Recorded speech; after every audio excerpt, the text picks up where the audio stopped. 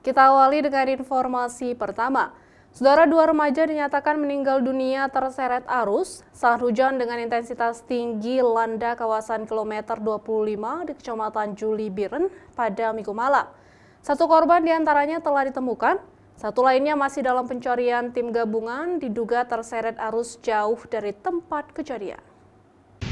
Hujan deras di sebagian wilayah Aceh pada Minggu malam menyebabkan ruas jalan di Desa Krung Simpo, Kecamatan Juli Biren terendam banjir. Derasnya arus banjir mengakibatkan dua orang remaja kakak beradik dinyatakan meninggal dunia terseret arus air di Jalan Lintas Nasional kilometer 25 di desa setempat.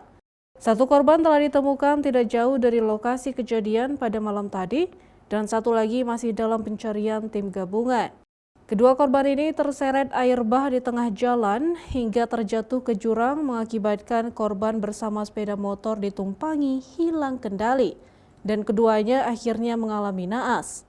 Ada dua anak gadis itu sekitar 11 tahun sama 17 tahun melewati arus. Kebetulan semalam airnya di situ deras ya. Dia melewati dan terbawa arus. Bawa arus langsung. Berarti itu jatuh ke jurang dia semalam? Iya, karena di situ dalam itu tempat kejadiannya itu di tikungan. Malam sampai hari ini itu tetap kita menyisir dari tempat kejadian sampai tempat ditemukan korban semalam. Dan dilanjutkan hari ini kita memperluas pencarian sampai ke bawah. Hingga kini tim gabungan SAR, BPBD, TNI, Polri masih terus memperluas pencarian korban yang hilang.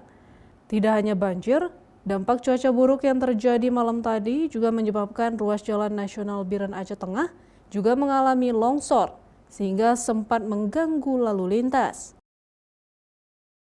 Zikri Maulana, Kompas TV, Biren, Aceh.